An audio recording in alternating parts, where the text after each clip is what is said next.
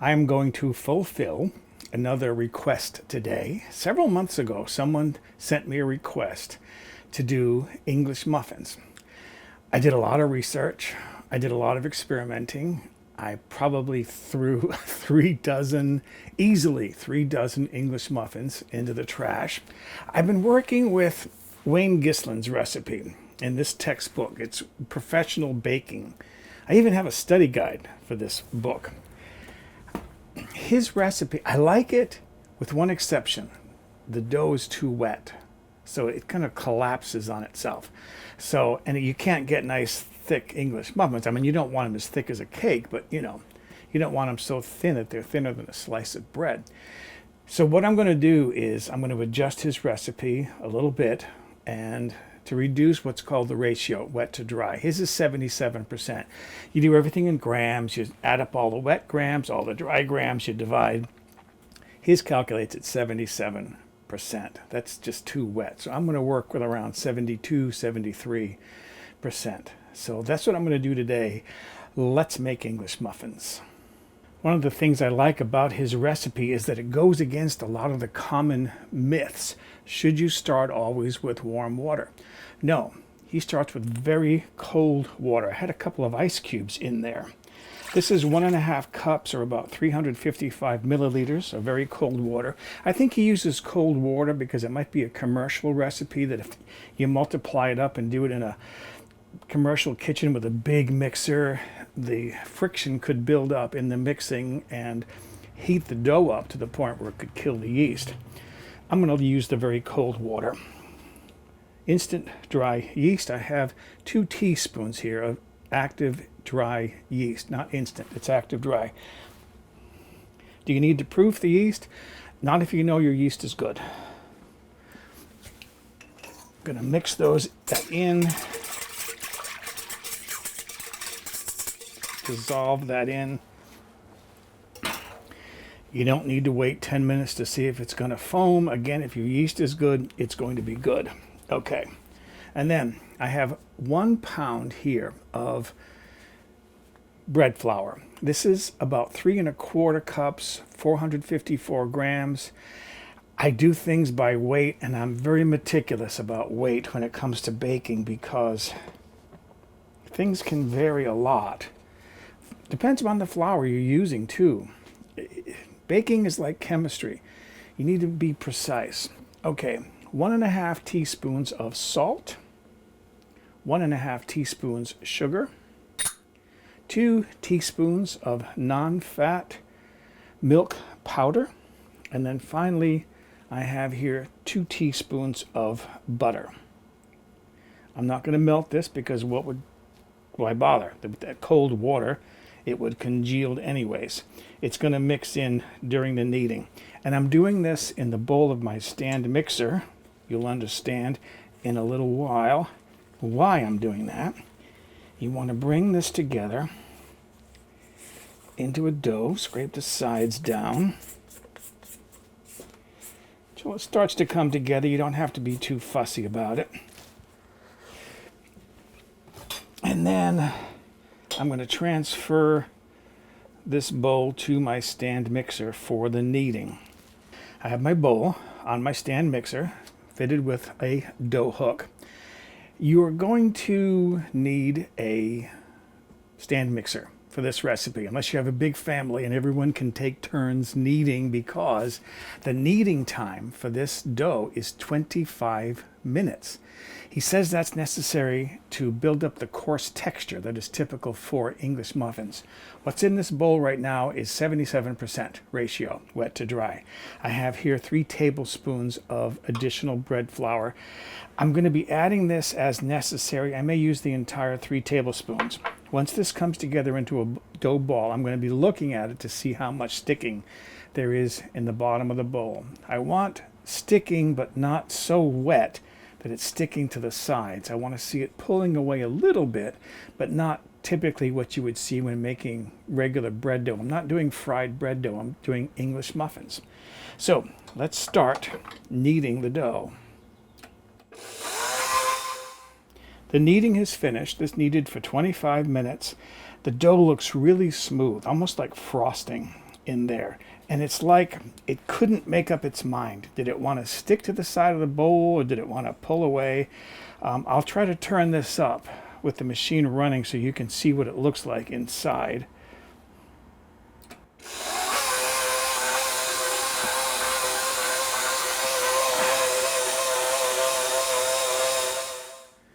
The next step is to proof, or let this go through its first rise. This is another area where the recipe disproves some common urban myths. Some people will transfer the dough to a buttered bowl to let it go through its first rise. Why? Why dirtying another bowl? The dough don't care. I'm just going to leave it in the same bowl. What's odd about this is it has a very long rising time. 2.5 to 3 hours in a cool place. You could start this recipe in the evening and then put the bowl in the refrigerator, let it rise in there overnight, and then in the morning take it out, let it come up to room temperature and work with it. Cover it with plastic wrap. I'm going to use a silicone lid, and I'm going to put this down on the floor to rise. My dough has been rising for more than 2.5 hours. It looks really smooth in there. Almost like it's ice cream. I don't know how to describe it. But in the meantime, what I did was I lined a baking sheet with parchment paper and sprayed it with non-stick spray. You could just, I suppose, spray a baking sheet. That should work fine. Because what I'm going to do next is, and the directions say, you're going to have to use a lot of flour. So I'm going to prepare to divide my dough. Using a bowl scraper, I'm going to look how sticky that is. I'm going to have to, I think, flour my bowl scraper. If you work quickly, it will come out without making too much of a mess. Okay. And I want to show you how much gluten has built up in that. So, get some flour on my hands and just look at how that stretches. That's got nice gluten to it. I want to cover this with some flour lightly. Try to shake that round. Make sure I have some flour on my hands. Now divide this in half first using the scraper. Divide it in quarters.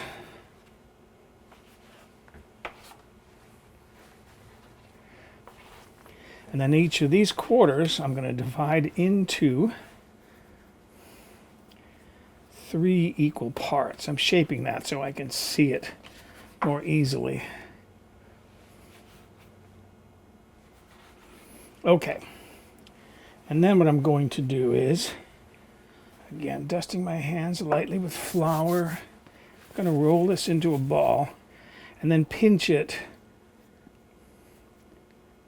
on one side, pulling the dough around to one side and pinching it into place, kind of stretching the dough over one surface so that I have this smooth looking dough ball. And I'm going to place that on my prepared baking sheet that has the cooking spray on it. And I have all 12 of these to do. And then we'll see what they look like in a minute. And again, if you work quickly, it won't stick to your hands too much. So here are my 12 dough balls. Some are larger than others. That's okay. If you want everything to be exactly the same size, you can measure things and weigh them.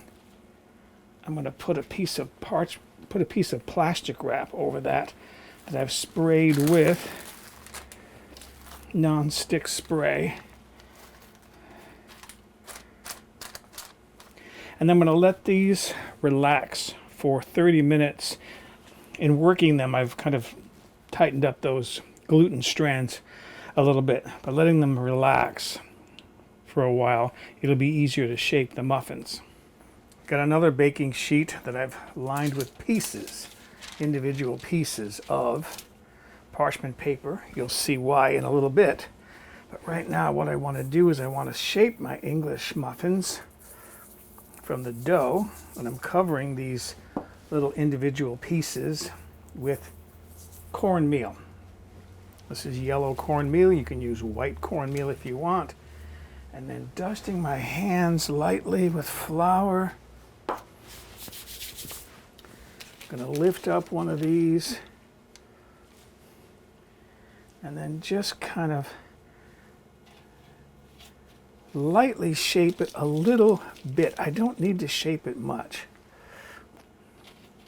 Some of these don't need shaping at all. Into little muffin shaped pieces, and I'm trying to work lightly with these, just kind of stretching them a little bit with my fingers so that I don't deflate them too much. Okay, so I have a dozen of these to do. I have a second sheet set up with these little parchment paper pieces. You see what I'm doing here. I'm going to dust the top of these with some cornmeal. When you buy English muffins in the store, they have plenty of cornmeal on them. Okay, and then another piece of plastic wrap that I've sprayed lightly with non-stick spray. Gonna let that just drape over it lightly. Let these sit for half an hour, 45 minutes, maybe an hour. Let them rise a little more before I bake them. I'm gonna put these now on a griddle that I'm heating, and this is the reason why I chose to put them on individual sheets of parchment paper, because then it's easy to transfer them to the griddle.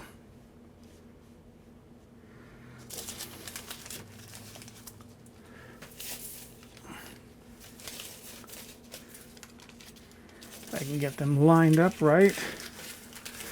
I've got this griddle over 2 burners on low heat, and I'm going to cook them for 8 minutes per side, 8 to 10 minutes, because I want them to be lightly browned, and I want them to cook all the way through. I might need to adjust those a little bit just to kind of get them away from each other.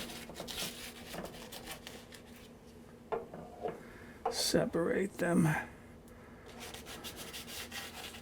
like so. Okay, so 8 minutes per side, again, to brown lightly and to cook all the way through. And that's why I'm using low heat, because I want to slowly bake those. I don't want them to be browned quickly. Some people would brown them quickly and then transfer them to the oven to finish baking all the way through. Just use a low heat. I'm going to flip these over and see if they've browned. Yes, see, they're nicely browning. I want them to be lightly browned on each side. I mean, they're not beautifully shaped like the ones in the store, but they look like English muffins. All right, another 8 minutes. I'm ready to transfer these to a cooling rack to cool. Look at that. Isn't that beautiful? That's a nicely browned English muffin. I'm going to try to get 12 on that rack. And then I can bake the other 6. So there they are. They've had a chance to cool down. I'm going to split one of these now and toast it to see what it comes out like. My understanding from the YouTube videos I saw is that you never use a knife to cut an English muffin open. You split it with a fork. Some people use 2 forks. I do think you have to have a fork with long tines so you can get way inside.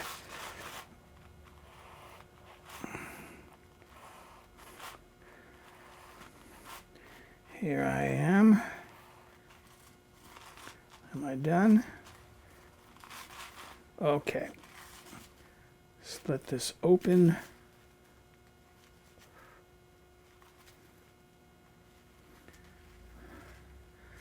Looks like an English muffin on the inside. Let me do a close-up of that. So there it is. I guess that's what they call nooks and crannies. Let's pop this in a toaster and see how it comes out.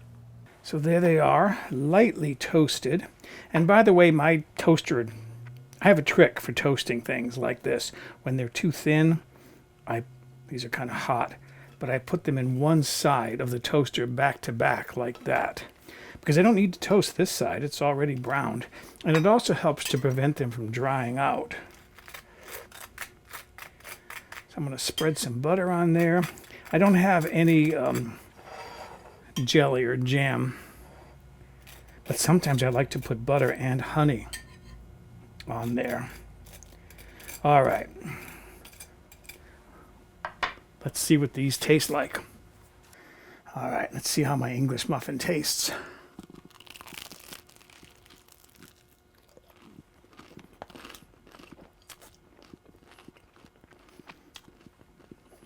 Tastes like an English muffin.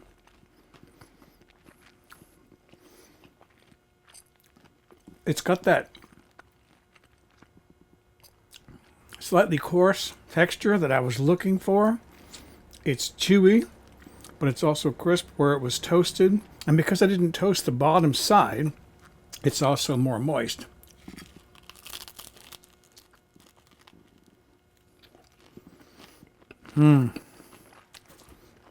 That's nice. Okay. Excuse me. I'm going to go enjoy my snack of homemade English muffins.